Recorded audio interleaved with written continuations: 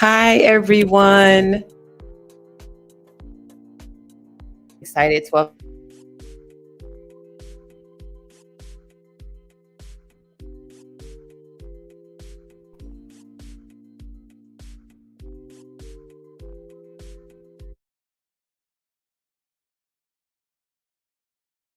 Hi, everyone. Welcome. I am so happy to welcome you back to day 2 of Revelations, Uncovering Truths about the State of Mental Health of Youth and Young Adults of Color. It is my pleasure to welcome you in. Please keep coming in. Let everybody you know out there know that we are live. We had a wonderful, amazing night last night with our host, Domiti Pongo. We have another amazing night tonight. Let me just say briefly, my name is Dr. Alfiee, founder of the AAKOMA Project. I've been in this space for over 25 years at this point, really focused on the mental health needs, desires, supports, everything there is to know about the mental health of intersectional young people of color, with a focus on making sure that we are inclusive, right? LGBTQAI plus young people of color who have disabilities, and all of our young people of color. We want them to know that they are seen, they are heard, and they are valued. So I'm going to jump right in and introduce our host for this evening. He is my beloved. He knows I love him. And let me say quickly, right, in the spirit of transparency, and also just honoring part of what we try to do at the AAKOMA Project, she, her pronouns. I forgot to say that. So tonight we have an incredible host, my friend, the Slay Gawd, Ryan Mitchell. Not only does Ryan pride himself on being authentic, he lives authentically, and he's dedicated to staying in tune with his own mental health, right? And as his Twitter bio states, he's queer, he's Black, and he's thriving, period, right? And so what we want to do right now is just introduce you to our host, Ryan Mitchell. I'm going to turn it over to him. I don't think I deserve such a fabulous, intro. Thank you so much, Dr. Alfiee. When I say I am so honored and thrilled to be a little piece of this beautiful project. The AAKOMA Project is doing the work, and ever since I met you, you've always made sure to make me feel seen and heard in such beautiful ways, especially while discussing the complicated and the nuances of mental health. So thank you so much, Dr. Alfiee. I am honored to be joining you and excited about this program. Everyone keep coming in the room. Let everyone know that you are here. Share the link, share this moment, tell people to register because you do not want to miss out. We got a lot packed into this hour, including conversations about the impact of racial trauma and understanding and treating suicidal thoughts in our young people. Now, we do have actress on the rise, Lexi Underwood, is joining us tonight, as are two members of AAKOMA Project's Youth of Color Voices, Nima and Amira. We're here hear a few words from New York Times bestselling author and the always outspoken co-host of The Breakfast Club. Yes, y'all know who I'm talking about, Charlemagne the God, of course. Plus a very wise woman who we all know and love from Red Table Talk and the Positively Gam podcast is stopping by. And when I tell you, she's like my grandmother at heart, I am talking about Adrienne Gammy Banfield Norris. So I am very excited about everything we have on deck, y'all. Stay tuned. Don't be like my dog over there. That's not a blanket. That's my dog. I am very, don't be like her. Don't be over here just laid out. I'm actually be prepared to be, ready to take in all this beautiful information that we're going to learn tonight. Now, here to kick things off is a gifted poet, award-winning spoken word artist, and the host of the podcast Modern Philosophy. Hailing from the ATL, here is poet and spoken word artist Ashlee Haze. It's a pleasure to be here. Hello, AAKOMA Project. My name is Ashlee Haze, and when I was asked to read a poem for this event, I was like, what am I going to say? The theme is mental health in young people, and the answer became very clear to me that I was going to read this poem that I wrote called Autobiography. And this poem is exactly what it sounds like. It is my story, the way I decide to tell it. And I'm reading this poem, one, because I think it's so important that we write and share our own stories to prove that we were here, but also document our processes. Part of mental health is taking the journey of healing, taking the journey of figuring out who you are and what you want out of this life. And so hopefully this poem inspires you to write your own story. Here is Autobiography. My name is Ashlee. My favorite color is purple, and I watch way too much television. Like watch an entire season of baking shows in a day, much television. I believe in wearing leggings as pants, and almost everything I eat ends up somewhere on my clothes most days. I'm too lazy to actually fold my clothes, so I let them sit in the basket the majority of the week. I don't watch much sports, but I still don't forgive the Falcons for blowing a 28-3 lead in a Super Bowl. I exercise at least 3 days a week. And I'm still not comfortable saying that without people looking at me like the liar I used to be. I used to be a liar. I used to tell myself all the things that I would do on Monday, next month, New Year's Day. But now I believe in today's. I don't understand grape flavored things because, quite frankly, they have never tasted like grapes. I think that canceling the Sprite remix is one of the biggest tragedies of this generation. My father died when I was 22 years old. I have finally forgiven God for that. I have survived the type of heartbreak that makes monsters out of men, yet I choose softness. I choose healing. I choose love. I choose to open my heart again. I have learned to care less about what people think and learn to walk in my own truth. And that's the most gangster thing you'll ever do. My grandmother was the candy lady, and that feels like a superpower to me. I am the child of promises and prayers. I am the tender fruit of southern soil. A man once made a mess out of me that he couldn't clean up. And it was Black women and queer folk who stepped up to help me finish the job. And if that ain't a metaphor, well, this ain't a poem about courage. A poem about a girl who could have clocked out but didn't. A poem about how life knocked the wind out of me and my village showed up to nurse me back to health. A poem about how much I have loved and lost and got the nerve to still be standing. You see, I'm magic. I'm also human and flawed. I have let pain do the talking where love should have, and I'm still forgiving myself for that. I am the person who skips over a song every time but refuses to take it off the playlist. I've traveled the world in search of beauty, and I have found it in abundance. I have learned to forgive, but not at the expense of my own trust. I've learned when to rest and when to mine. I'm still learning what I can and can't control. That lesson is going to take some time.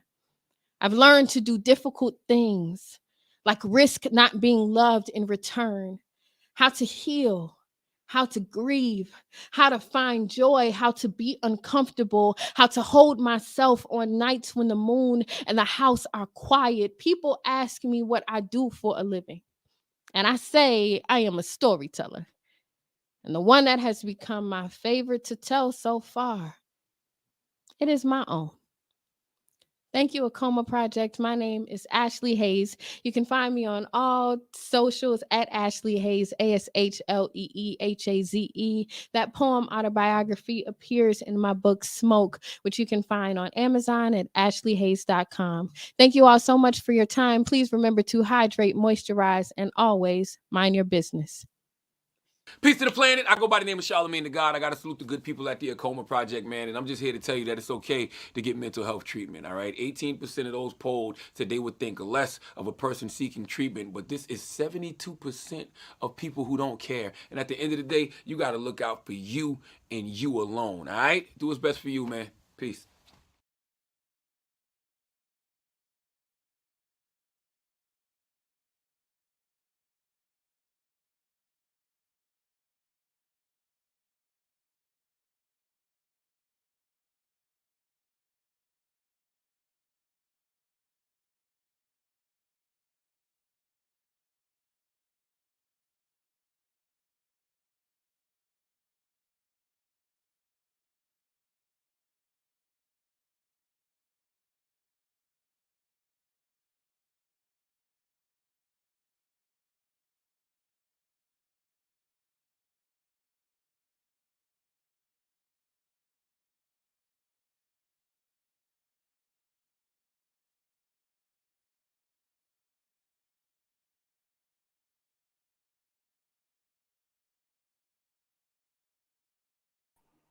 We can't hear you, love.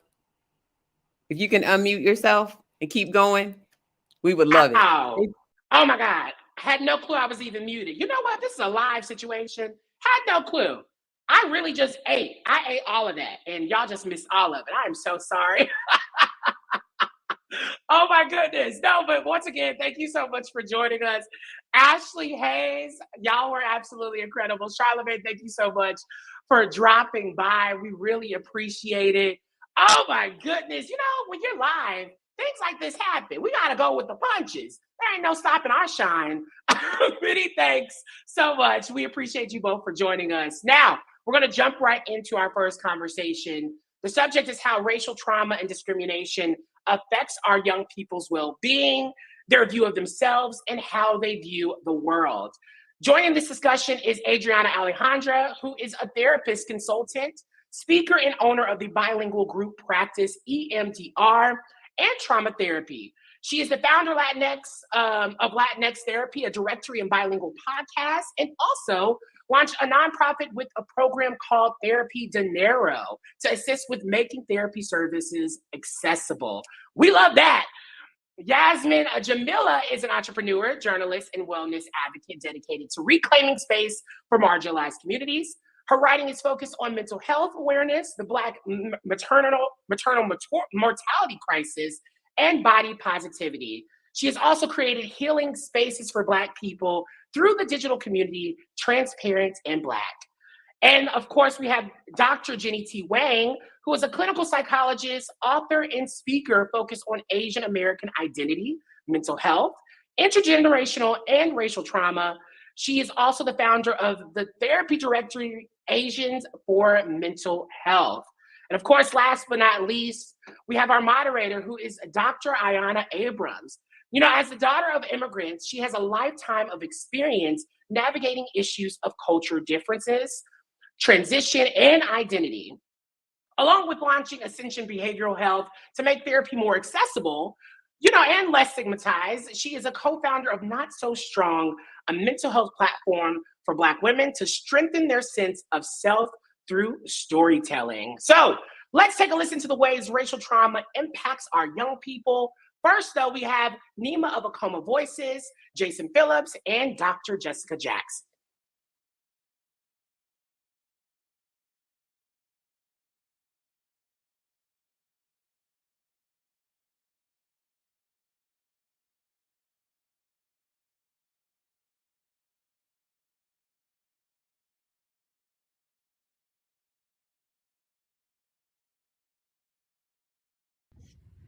Hey guys, this is Nima here from Team AAKOMA, and I'd briefly like to talk about impact of racial trauma on youth of color.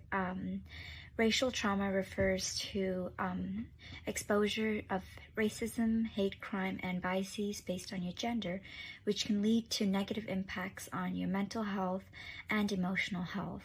Briefly stating, based on a research done by AAKOMA Project, they found that more than 18.4% of BIPOC teens felt that they were exposed to racial trauma or they have gone through racial trauma. And more importantly, being exposed to racial trauma can lead to PTSD, anxiety, depression, and even suicidal thoughts. And it can also shatter one's confidence because they feel less because of their race.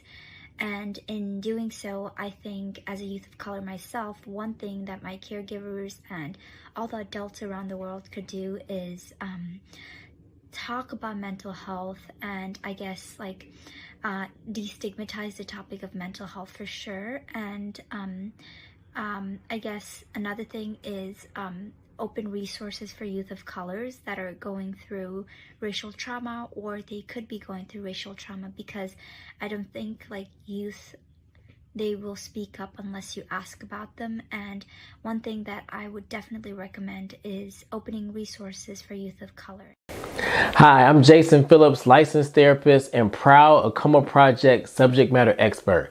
And I'm passionate about our youth and their mental health because when I meet with youth in my practice, oftentimes they don't feel like they have a voice.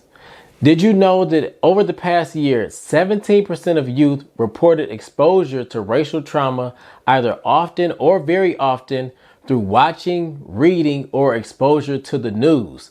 This is known as vicarious trauma. And this isn't coming from me. This is coming directly from the AAKOMA Project's State of Mental Health of Youth of Color 2022 report. So if you haven't already, make sure you check it out. All right, thank you. I'm Dr. Jessica Jackson, a licensed psychologist. I care about the mental health of youth of color because our future looks brighter with them in it. Did you know the most common symptoms of depression among all youth were feeling tired or having little energy? 53.3%, that's over half of Black youth, experience moderate to severe depression symptoms. This important information and the support that's needed by the youth is brought to you by the AAKOMA Project and their State of the Mental Health of Youth of Color 2022 report.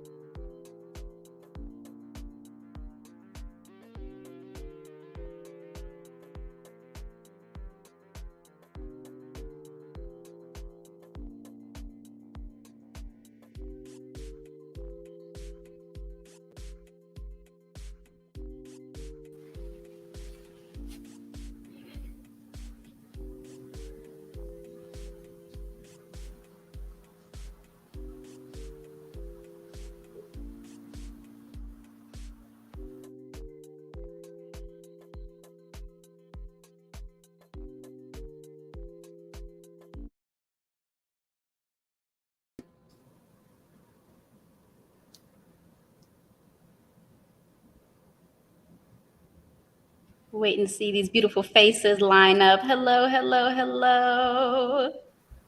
How are you all tonight? Doing well. Excited. Very excited and honored. Yes, Ashlee and Ryan got me going. Y'all saw me in this, right? But we're gonna start this conversation. Thank you all for being here. And thank you all for those wonderful introductions, Ryan. So I want us to really jump right in because we have a short conversation and we have a lot to talk about, a lot to get you all to. So I'm going to start right off with Dr. Wang tonight. In reviewing AAKOMA's 2022 report, right, we saw data that 10.4% of youth felt exposed to racial trauma either often or very often in the past 12 months, and 18.4% within their lifetime. We're talking about youth, y'all. How would you define racial trauma? And can you share some ways in which our youth have been exposed to the stimuli that may lead them to experience trauma? Absolutely. You know, when we think about racial trauma, I think there's like this definition out there for race-based trauma, and it's the cumulative effects of racism on an individual's mental and physical health. But I'm more like, it's a felt sense that I am not safe in this world because of how I present or how I look. And I think as Asian Americans, as being an Asian American woman, I can't hide my race. I can't ever make that something that is not a factor when someone shows up with me. And so I think for youth, unfortunately, and I grew up at a time where we didn't have iPhones, their exposure to racialized trauma, to vicarious trauma, which was mentioned earlier, is something that they are seeing at an age where there might not be adults right next to them to talk to them about it. There might not be people to help them process the emotions. And my concern is with youth, there might be internalizing the racism versus externalizing it. And so I think the effects then on mental health are incalculable. And I think a lot of our young people are struggling with that.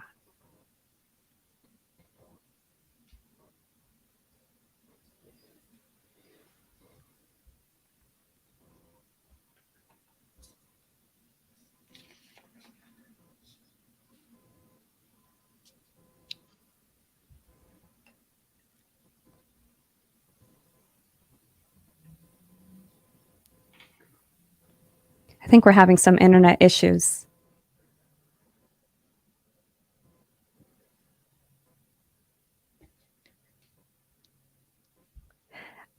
So I think, how about we go on to the next question? I was thinking just that. Yeah.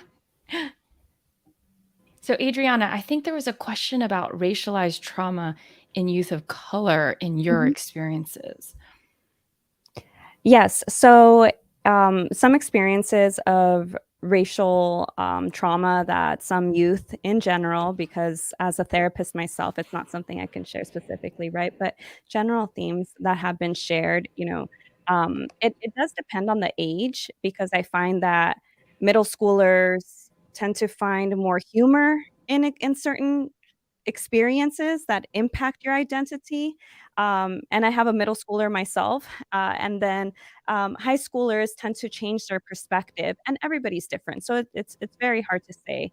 But typically, what I have heard is of youth of color being followed in stores, not being allowed to take up space. And as somebody who was a youth myself, right, I remember that being the case when I was little. And I remember my mom, who is a Guatemalan indigenous woman, she would always tell me like, "Oh, come over here and make sure you leave the white people alone." I remember that specifically. And so, as you mentioned, Dr. Wang, that was something I internalized for sure. And it's something I hear about often with youth of color, where their parents tell them like, make sure you don't take up space, or just be mindful of others. I've heard of youth telling me that teachers make fun of their accents, or even counselors, maybe college counselors, um, telling them about their essays, right, when they're applying to colleges, and just picking on things that shouldn't be picked at. These are typically traumas and experiences, very vulnerable experiences that they're sharing in these statements. Chronically not seeing others around you that share your skin color as well. And then your skin color being a point of jokes can also be racial trauma. And in general, racial trauma refers to racism, racist bias, discrimination, violence against people of color, acts of microaggressions as well. And all of these, not only are they experienced these days in person, physically, directly, but also digitally. So when we're seeing something, especially on uncensored platforms like TikTok and Twitter, it can also be an experience of racial trauma, even if it didn't happen to you. Wow. So I'm jumping in here for Dr. Abrams just to keep this party going. But what everyone is saying is so important, right? And I actually want to go to Yasmine, because I feel like, tell us how unjust police killings and other violence towards POC affect the youth of color, especially Black youth, with nearly 22% of Black youth feeling affected by the news.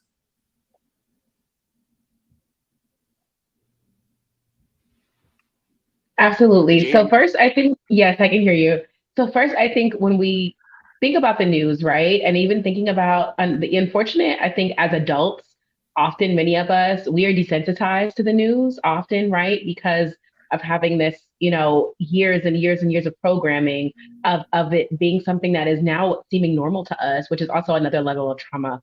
But for youth, they don't have that, right? They're young, they're impressionable. And so when they're seeing themselves on the news, people of color, specifically Black youth, though, and what that looks like, right? I started to look into in 2020 in terms of our content with Transparent Black Girl. We had a post that went viral talking about trauma porn and talking about how we actually encouraged, Black women and youth that were on social media to actually not watch the videos of killings, especially during the resurgence of Black Lives Matter and George Floyd. Because ultimately, I think what people do not realize is that those videos are captured for justice, not for us to digest them and have them weigh on our psyche. And so ultimately, what happens is that when these youth are watching these videos, right, they're not only watching them, it's something that is, impressionable upon them. And then they're going to school and then they're having these conversations with other people that might not share the same views as them, might not share the same perspective as them. I could even think back to when I was in college and Trayvon Martin happened, and just thinking about how there were rallies and how there were people that were on both sides of the discussion, and what that felt like as a Black person to be in spaces and feeling like you have to defend yourself, and thinking about your brothers, thinking about your cousins, and even the conversations that we, have had in our community in terms of what to do when you're stopped by the police and how you should behave. And even further than that, unfortunately, what happens when we have what quote unquote good youth are in the media, right? And where they lay out all these accolades of how they were promised to go on to this university, or they were, from a good family, right? So even what that means of like, if you weren't from a good family, if you didn't have these, 50 college acceptances waiting for you, that your life did not matter, right? And so all of these things our youth are taking home with them. And ultimately, it makes you feel like if you're not achieving and if you're not thriving in the way that these, people are, that these men, or young women that did leave those good, legacies or quote unquote, right? That were you not as valuable? Was not as important to you? And so I think that's something also that, unfortunately that they're experiencing. And it's something we should really pay attention to. It really is. And I, as someone who is intersectional, everything you're saying is really so important. And actually we have Dr. Ayanna Abrams back, who I'm very happy we fixed all the tech, and she is back to gracefully come back in to moderate this conversation. So Dr. Abrams, thank you so much for joining us again. Thank you for holding it down. Thank you for holding it down. You would think we haven't been doing this for 3+ years, but hello. So I'm going to jump right back in with the next question that we had lined up. Back to Dr. Wang, right? So your book, Permission to Come Home, talks about generational trauma specific to the Asian diaspora. Breaking generational curses, epigenetics, generational trauma. We've been hearing this a lot more, especially on social media, as it talked about experience and a science. So can you tell us a little bit more about how historic trauma influences current systemic racism, prejudice, and discrimination, especially for our youth with Asian heritage? Such a complex, I think, really important question, right? I think if you're part of a diaspora, and wherever that might be, from Asia, from other parts of the world, there was a migration journey as part of your family story. And in that migration, there were circumstances, there were situations that perhaps your family was trying to leave or to escape. And so even in the homeland stories, there's already data points that are telling us what was threatening, what was scary, what was difficult for generations before. And I think when we're living under a state of threat or fear, it starts to influence how we show up, how we engage with others, how we parent, how we work, how we see ourselves. It permeates all parts of our lives. And so sometimes we see the transmission of these intergenerational trauma effects through addiction, right? Through alcoholism, through abuse, through all different forms of trauma that get perpetuated. Another thing that I think about is how often our parents or generations before didn't have the knowledge or language to be the attuned parents, the warm parents that perhaps we needed and wanted. And so maybe they didn't harm us, but they also could not be the parent that we might have needed. And I think those kind of errors of omission are part of the grief that we experience as well. And so how does that affect then youth currently, right? I think one of the things that's missing in the link, especially in Asian families, is our parents came here sometimes not even speaking English, not realizing they were dropped within systemic racism structures that were already at play before our parents and ancestors got here. So navigating that tender space of what does it mean to be Asian within the Black-white binary that exists within the United States is a very complex topic. And so we never learned. We never talked about race. We largely ignored it. And I think for a lot of us, until pandemic, when we start to see anti-Asian violence, we had to come to a part of ourselves to confront that we're part of this story too. And I think that's a piece that we're still contending with. And I think we still are trying to figure out the words and the language for it. You know, that's so poignant, that piece that you're touching on, right? So that to help people understand that trauma is not only related to things that maybe did happen to you, right? But things that we didn't learn, right? Ways in which we weren't afforded coping skills and techniques and the privilege and the peace enough, right? To be well, right? That is also trauma, right? Not learning ways in which to be well and to be whole and to be connected and to find joy, not just the things that more actively rob us of those things. Wow. Thank you for that. Thank you for that.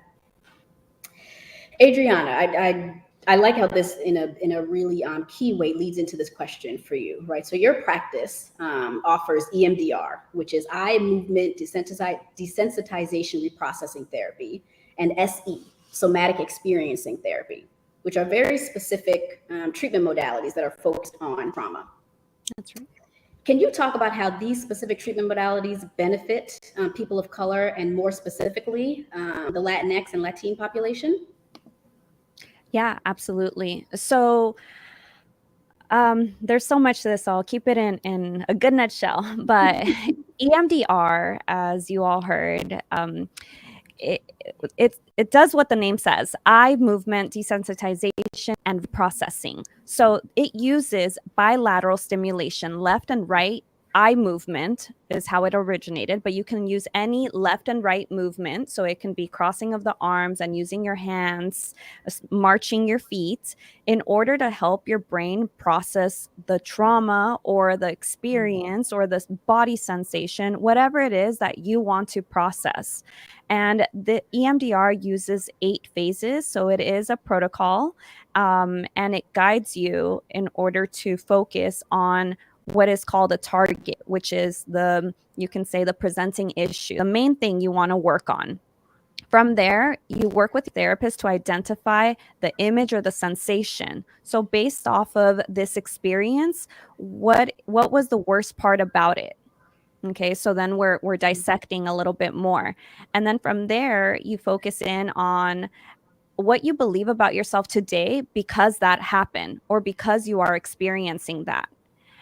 And then you go into how you felt, where it lives in your body, and a couple other things. And then the stimulation can begin. But this all can only happen after you are resourced well. So after the therapist and yourself have worked on applying coping skills, learning them, and then applying them in real life. Because this EMDR is it's not talk therapy based. There isn't much talking that happens during the modality.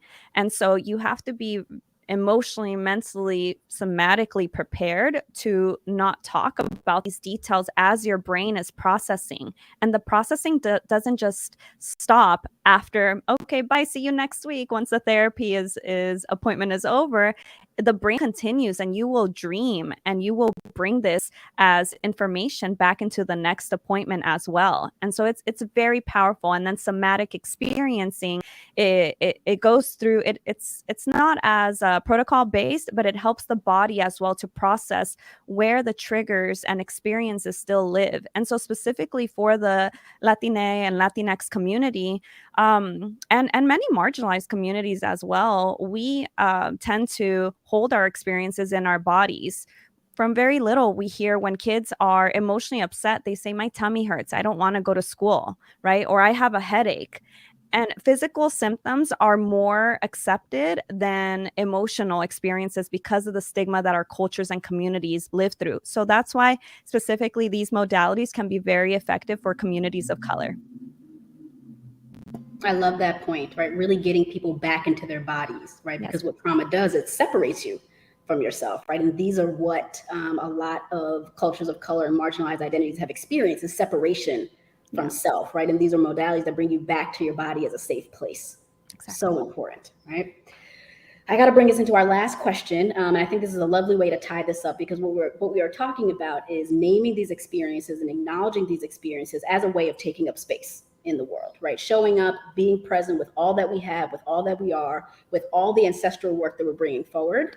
So I want to end with Yasmine and talking about shifting our ideas about taking up space in a world that affords so little intersectionality for our youth.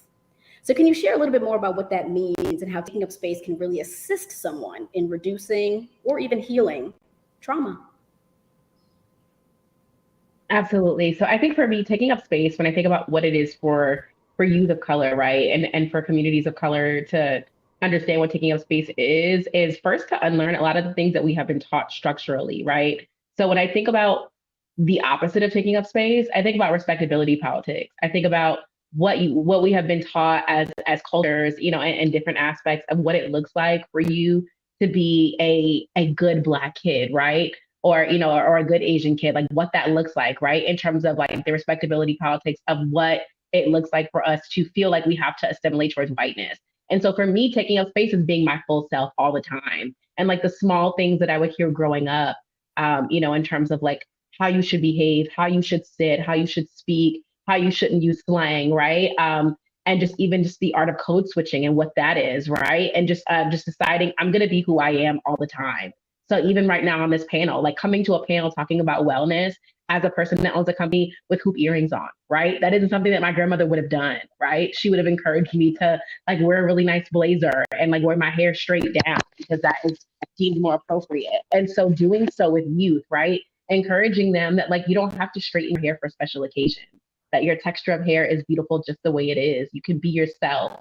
You don't have to feel like you have to fit into this particular box of Blackness or what it is to show up as a Black person, that you can own every part of yourself. You can take interest in things that you want to take interest in, not what you feel like you have to, be interested in. So you don't have to take interest in basketball if you're a young Black boy, or you don't have to, like take certain interest in other things, and just not being afraid to be yourself. I think for so many youth, we're taught that we should be certain things, but I think the beauty of allowing them to explore will let them come to those answers on their own versus telling them, even in terms of taking up space, what that should look like.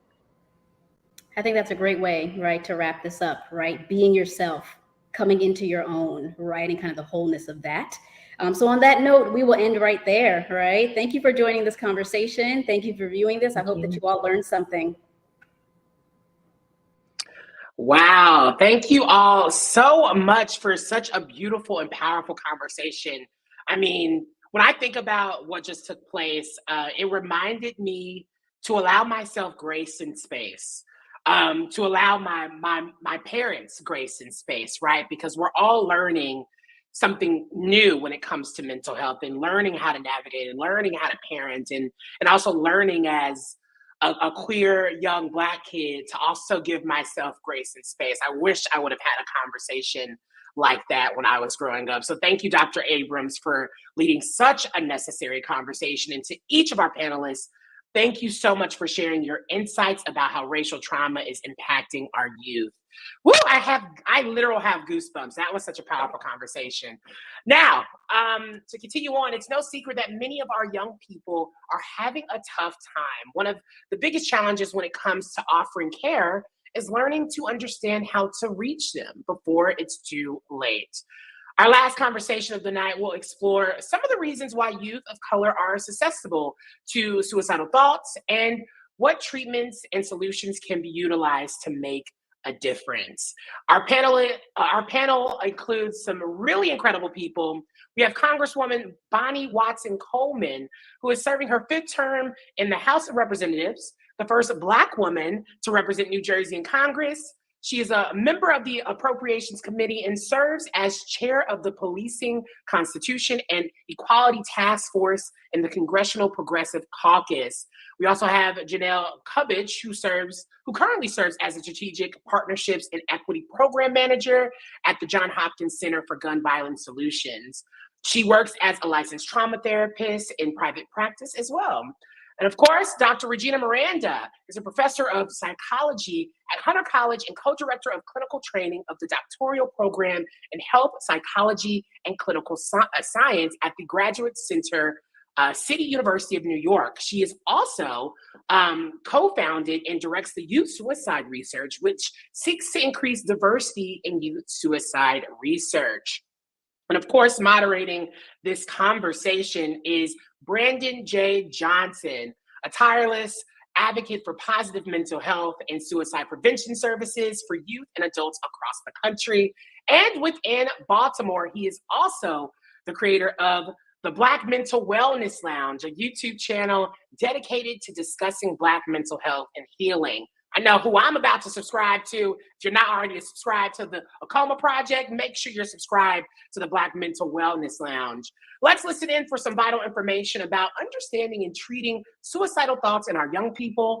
But first, a few words from Brandon J. Johnson, and later we'll hear from Lexi Underwood, Amira of AAKOMA Voices, and Adrian Gammy Banfield Norris.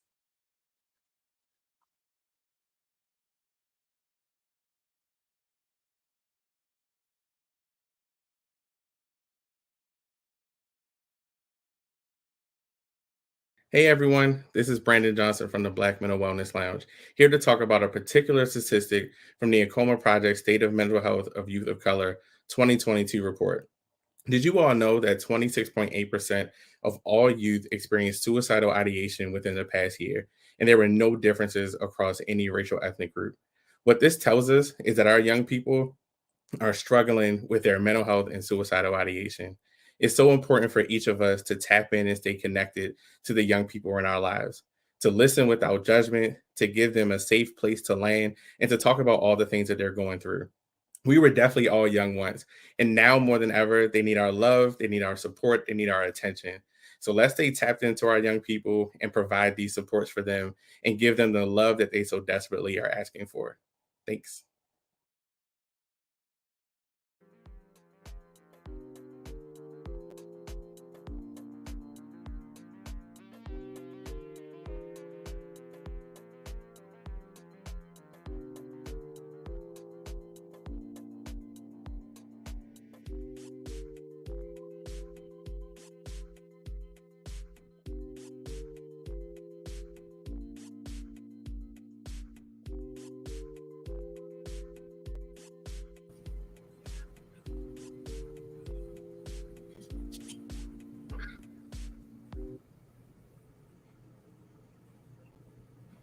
Hello, everyone.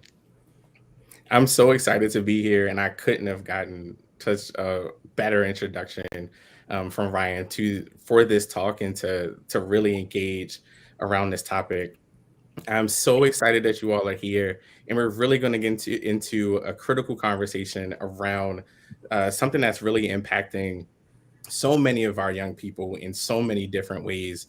And it is certainly one where there's so much work to be done. There's so much work that we can do, and so many ways that we can be engaged. And so I am honored to share this space with each of you to really kind of like take a deep dive into this conversation. So Congresswoman Coleman, I hope you're there with us. We can't see you, but hopefully you're there with us. I am. It says That's my camera's on. Okay. Well, listen, we can hear you. We can get all of your words of wisdom and knowledge and experience on this. And so we're going to keep this moving. But the AAKOMA Project's State of Mental Health of Youth of Color report did an amazing job of accessing and talking with youth of color across various regions and talking about their experiences. We've heard so much of what has so much of this tonight. And so really we're going to get into the topic of suicide. And so Congresswoman Coleman, I really want to take this opportunity to engage with you and kind of toss this first question to you, especially because of so much of the work that you've been championing in your position and the things that you have advocated for. But I wanted to kind of kick this conversation off with this, but what is one thing that you wish people knew about youth of color and suicide? That is a very serious problem. That every child that is sort of manifesting unacceptable behavior in a public space like school is not a bad person. They may be suffering from a mental health disorder, and that we should all be prepared to understand that mental health issues are very significant in the lives of very young people. So we never thought that children had any issues, of any consequence. Well, that's not true. The statistics show that that's not true. So the one thing I would want is for people to understand that it is real and it seriously impacts young children, and that children from the age of 5 on up have had experience with thinking about suicide, trying it, or unfortunately succeeding. Absolutely. And that's what you said. One thing that you said particularly was so was so powerful. With that, we said that sometimes we don't think that our young people are going through things, right? That that there's this place, especially now that we're older. I'm not going to age anybody here, but knowing that once we get older, sometimes there's a thought around, you have things better than I did, so you have to be okay, right? You have access to things that I didn't, so things have to be okay. But what you said, it was a great reminder for us that our young people do experience these things, and they have challenges and deal with things in their lives. So I appreciate you bringing that up. And so with that and centering that, Janelle, I want to go to you. Let's take a deeper dive into that. Like, can you tell us about the unique experiences that youth of color experience that may contribute to suicidal ideation and attempt?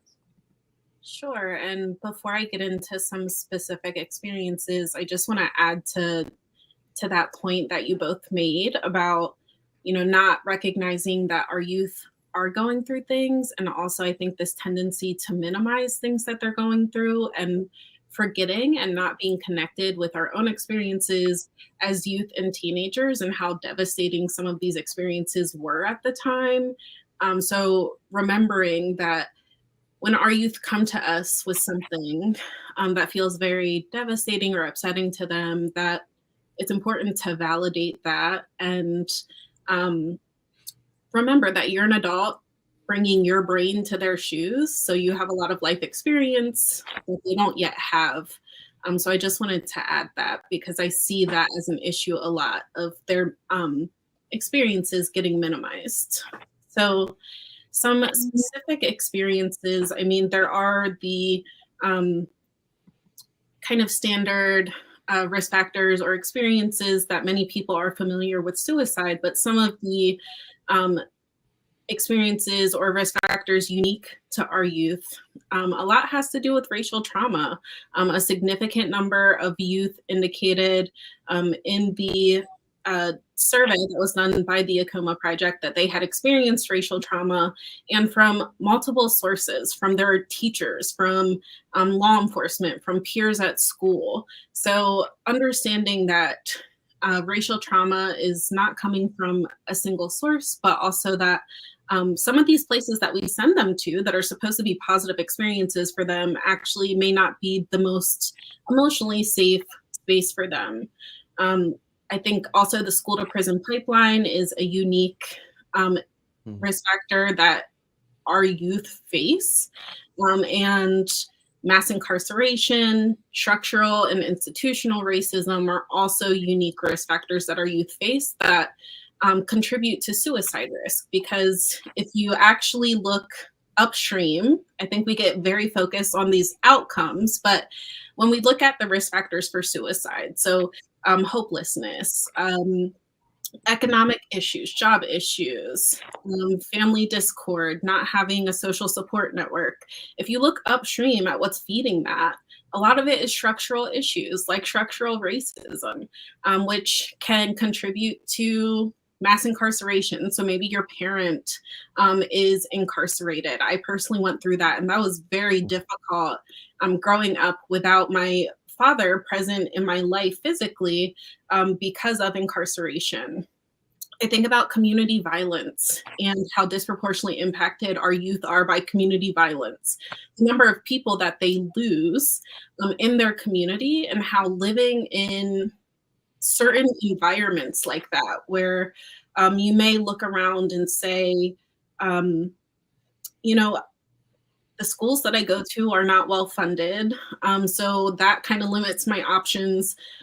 There aren't businesses, and the government's not coming into my community and resourcing it and investing in it. People that I know are dying from community violence. People that I know are being incarcerated.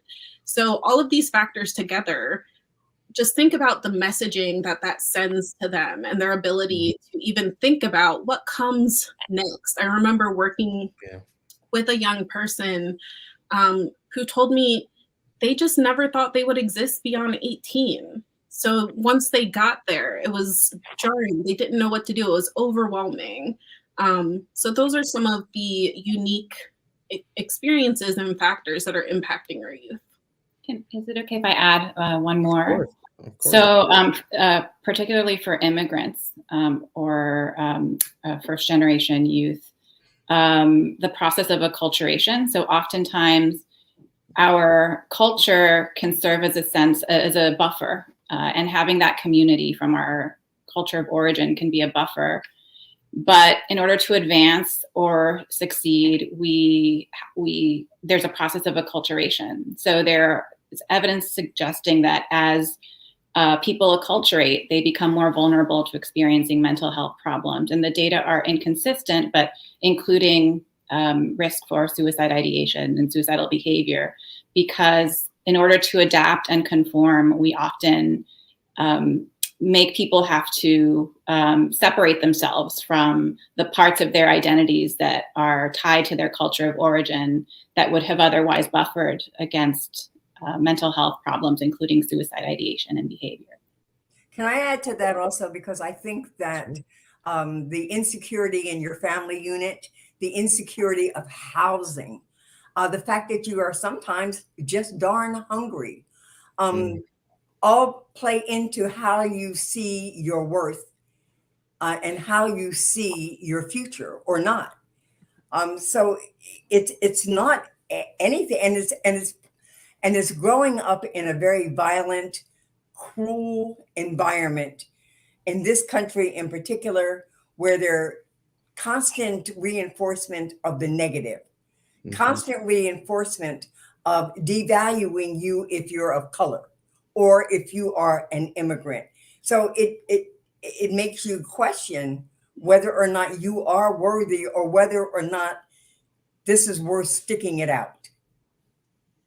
Absolutely. I mean, you all just really like spelled it out really clear, especially when we talk about the messaging that our young people of color are experiencing. If you didn't check it out, the previous conversation on racial trauma, please check it out. If you're watching this on YouTube and went to this section, we would love for you to take into that, because that is a major player and driver of this. And our young people are definitely talking about this and wanting to, really wanting to find places where resources exist, safe spaces, as Janelle said, for us to really wrap our arms around them, provide them supports, provide them with those safe outlets.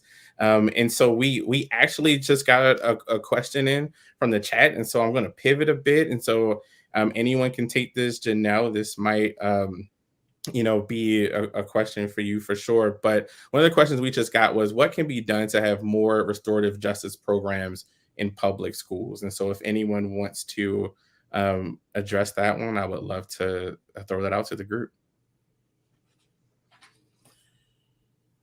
Well, let me just say that as a result of the task force that we did, the emergency task force on mental health and suicide among minority youth, we recognized the gaps in service. We recognized the fact that there weren't enough people in school districts working in the schools available who could understand the behavior and what it meant, what was happening. We understood that there was discretionary disciplinary actions which were taking place, and they were overused on minority youth. And so part of the legislation that we created after the task force's many meetings and stuff speaks to putting more resources in school, more mental health resources, less resource officers that wear badges and represent sort of the police state of police, but more people who can deal with more counseling that takes place on your emotional level. And to me, that's a very important thing.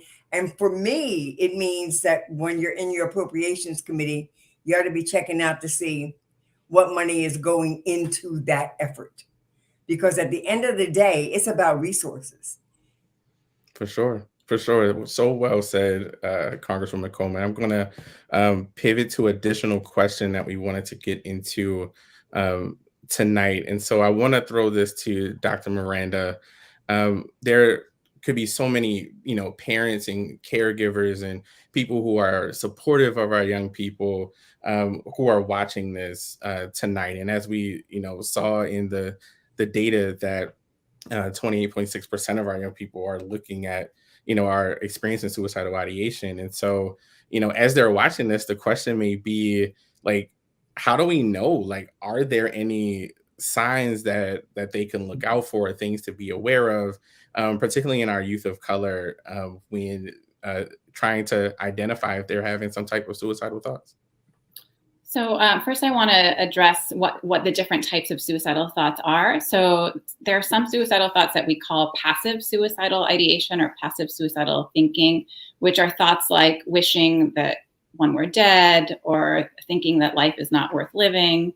And that can, in the past, we used to treat those thoughts as being less serious, but now we know from research that we should pay attention to those thoughts, and those thoughts can predict suicidal behavior equally as much as more active suicidal thoughts. And more active suicidal thoughts are thoughts about wanting to kill oneself, or maybe engaging in suicidal planning, thinking about how one would kill oneself.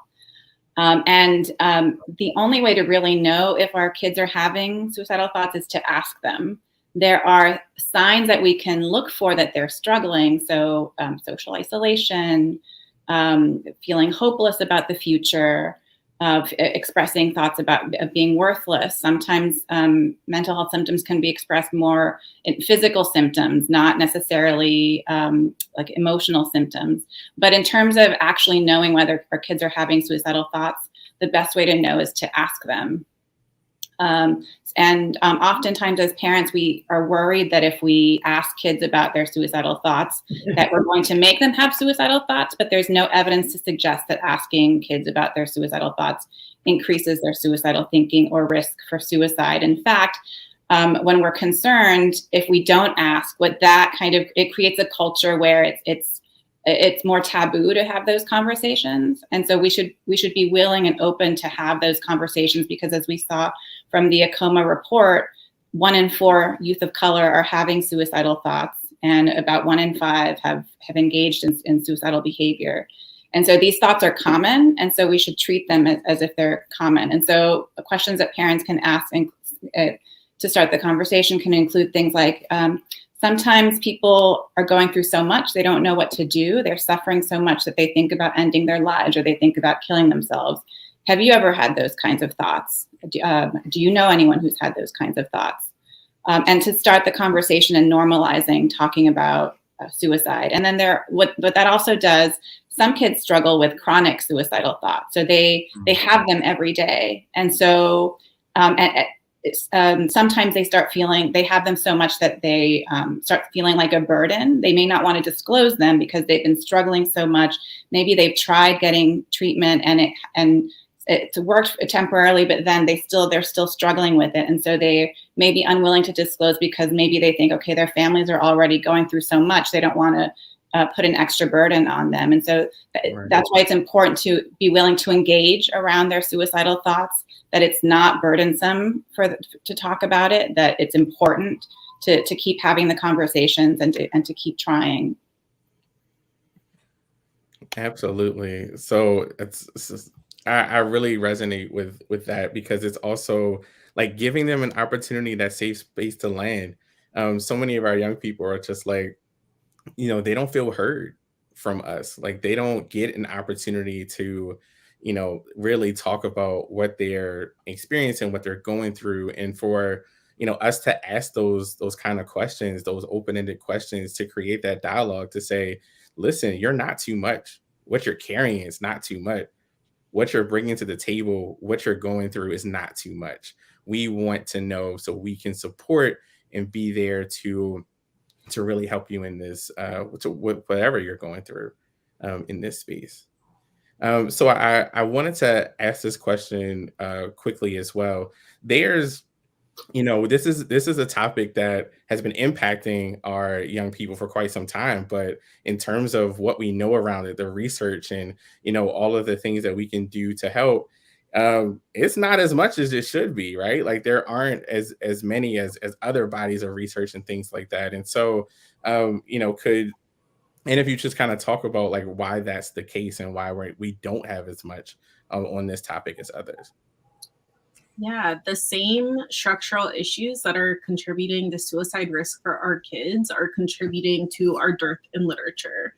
So it starts all the way back upstream to people having access to be able to go to college and graduate school.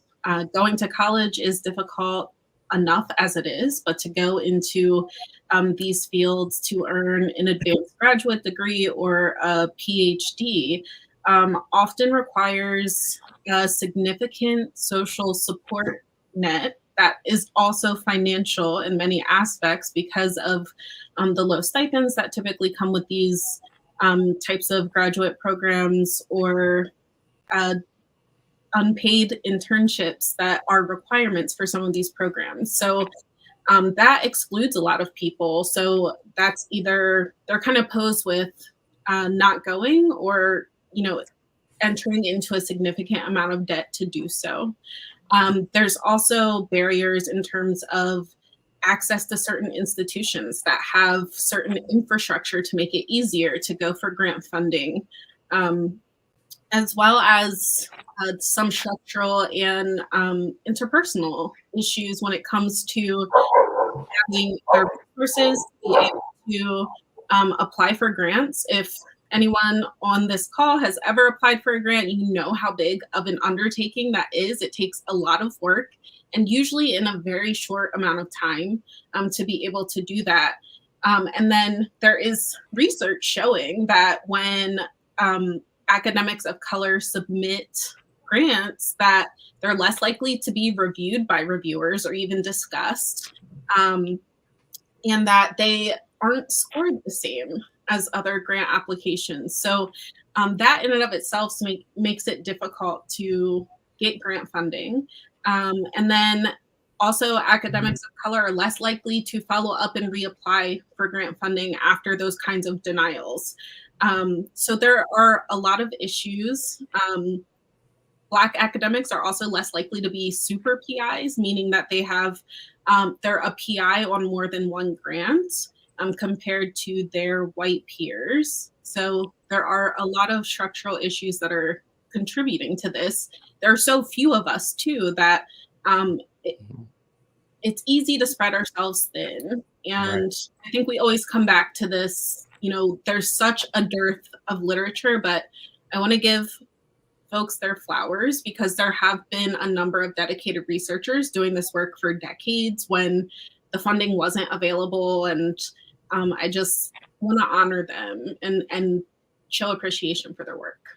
Absolutely. So and can I add to this? Yeah, yes. I was just going to throw it to you, Carter. Yeah, because everything that Janelle has said is absolutely what we found out as a result of all the hearings that we did. We worked with a working group of psychiatrists, psychologists, sociologists, social workers, including Dr. Alfiee and Dr. Lindsay. And as a result, we found out that very few of the grant applications were being considered. that there was no one there in the institutions that looked like us that even could conceive of how important the grant application or the proposal, how important and significant it was, and perhaps even in some regards very unique to us because of our experiences and institutional racism and all of those things. And as a result of that, and the fact that we got like less than 3% of people that look like us are psychiatrists. We just don't have the kind of workforce that we needed. And part of the bill, deals with trying to help folks get into the field. But we also met with the National Institute of Mental Health, and we met with the National Institute of Health, and we had specific conversations with them about the fact that you don't have enough diversity on your workforce. You don't have enough diversity in your reviewers, and you're not considering enough of the proposals that are important to our communities. Having said that, the National Institute on Mental Health has done this new framework, strategic planning to increase more minorities on the workforce, more minority reviewers, and ensuring that more applications or proposals that are being considered that are directed at our communities are considered and funded. And that to me is like a really significant thing that came out of that effort in 2019, 21, and 22 in mental health. Not enough. But the biggest problem was that no one was thinking that we were anything other than just troublemakers or were angry or whatever. And resources just were not going into figuring out what's happening with us. Right. Could I add to that? Is there time for me to add to that? Quickly, yes.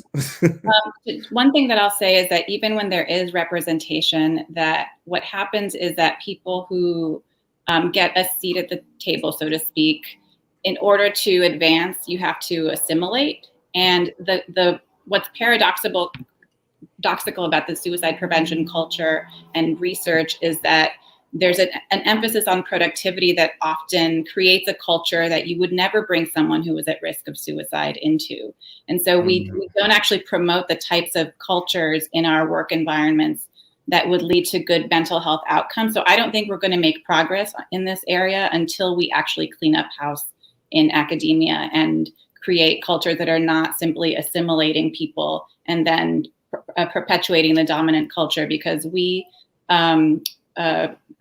clinicians and researchers of color can perpetuate harms in the same way that that the dominant culture does by assimilating. And that's such a great segue to our last question really quickly. And so we talked about, all these things in supporting our youth, and we talked about ensuring that we're having these safe spaces for our young people to talk, to be able to engage them in the things that they're experiencing, and to make sure and ensure that we're providing supports to them. And now we have this conversation around the workforce and making sure that the workforce is having what they need to be able to do this difficult task, and that they're representative of the population that needs the serving, which is our youth of color. And so last question here, someone dropped in to the chat. They said, a young therapist of color here, graduated in 2020. I'm curious about discussions regarding clinicians impacted by racial PTSD in servicing the dominant culture, giving the inherent whiteness of psych. That's heavy. And we just we started to talk about that, but I would love to throw that to you all for anyone who wanted to give us our kind of closing remarks to that question. I don't want to monopolize, so I'm going to try to be quick so that if anyone has anything to add, they can. But I just want to validate that that is very real and very tough. And I actually wrote on my Medium channel about not having to work with clients who are racist, because that is harm to the therapist. And for therapy to work, the client has to feel safe and the therapist has to feel safe. If you don't feel safe or you're actively being harmed in session, you're not going to do your best work. And it's within our ethical codes that if we are being harmed or we fear harm by a client, that we can refer them out and discontinue the therapeutic relationship. I think there generally have been some conversations around this issue. I know that me and a few colleagues have talked about creating sort of like a rate my professor, but for clinical supervisors, because they can perpetuate a lot of harm as well. Like a former clinical supervisor I had that told me to explore a client's racism with them. So that's one idea, kind of throwing that out there, trying to find your folks that get it and have similar experiences, and making sure that you're supporting one another is another way to do that. But if you're not part of therapist Twitter, that's where some of these conversations are happening on a broader scale. Great. And so with that, we'll go ahead and wrap up. To the young people of color on, we need you. We need you here. You have value here. And to the clinicians also as well of color, we need you also. Our young people need you by all the things that we talked about today. I would love to thank all of the amazing panelists that we had on tonight. I appreciate all of you and the work that you bring. And so now I'm going to go ahead and pass this back to Ryan to close this out. Youth of color also reported that the statistics engaging in non-suicidal self-injuries behavior is 22%, having suicidal ideation is 27%, and attempting suicide at least once is 18%. That's facts. Learn more at the AAKOMA State of Mental Health for Youth of Color report. Hi guys, I'm Amira, I'm 17 years old, and I'm with the AAKOMA Project. Today we're going to be talking about negative thoughts and how to conquer them. So, how does this affect our day-to-day? How we think affects how we live. If you think negatively, you're going to have a negative outlook on life. And having bad days and having a few negative thoughts here or there are completely normal, totally valid. And I think it only becomes a problem when it's happening over an extended period of time, when you can't find the good in things anymore, even just in a single day. Now, we all have bad days. That's true. That's going to happen. But in my personal experience, it's been incredibly easy to just fall into this constant negative thought process. You know, being down on myself, being down on the world, you know, just being cynical of everything around me and never stopping to find the good in anything. I think it's incredibly important to stop and take a breath and acknowledge the good things that are happening just somewhere. It doesn't have to be every day, you don't have to write it down, but you have to acknowledge that there's some good somewhere at some point. Because if you lose that, you start to lose hope, and that can lead to something even worse. Now, I think the older generations have kind of hindered us from truly accepting and being able to push through these times of heartache, because they haven't been there for us in the ways that they should have been.